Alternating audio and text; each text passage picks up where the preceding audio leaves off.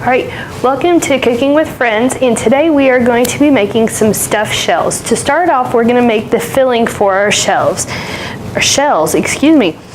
We have some ricotta cheese that we are going to add to our bowl.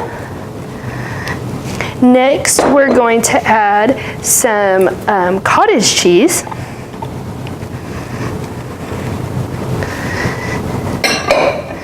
And we're also going to put in some salt, some pepper, and some parsley. Now, if you don't have fresh parsley, you're more than welcome to use dried. Just use less dried than you do fresh. We've got 2 beaten eggs we're going to put in to kind of help bind everything up, and 1 cup shredded mozzarella cheese. And you can either use a spoon or your spatula, and we're just gonna mix these until it's all combined,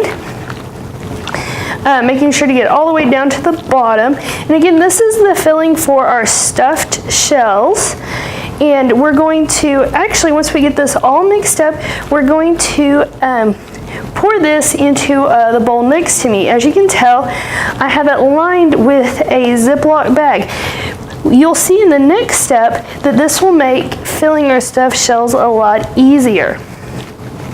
So what we're going to do, and I like to put, especially when I'm pouring very thick mixtures, and I'm by myself in the kitchen, I like to put my Ziploc bag in another bowl because it helps it from kind of weeble-wobbling, and your whole mixture ends up on your shelf or on your countertop.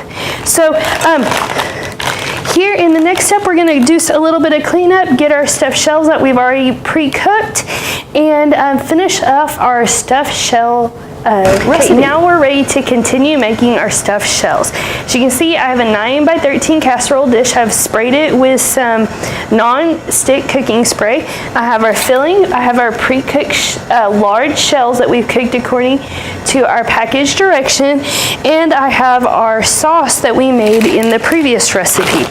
So as you can tell, we have our lovely, yummy, cheesy filling.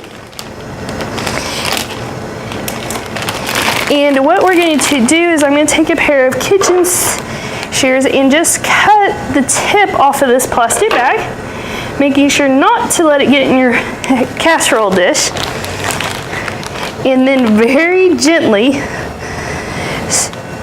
kind of pushing open your shell, pouring your filling inside of it. I know this is probably hard to see, but we're going to just kind of slowly stuff our shells. And you might start off thinking, okay, our hole's big enough, and then realize, oh, nope, it's not, because you do have that shredded cheese in there, so it will cause it to occasionally get clogged up. So, and you might even want to do like a smaller bag and put half of it in, and then you can go back and put half of it later. So, we're just going to slowly continue filling these. Again, if you want a little, a lot, it is up to you.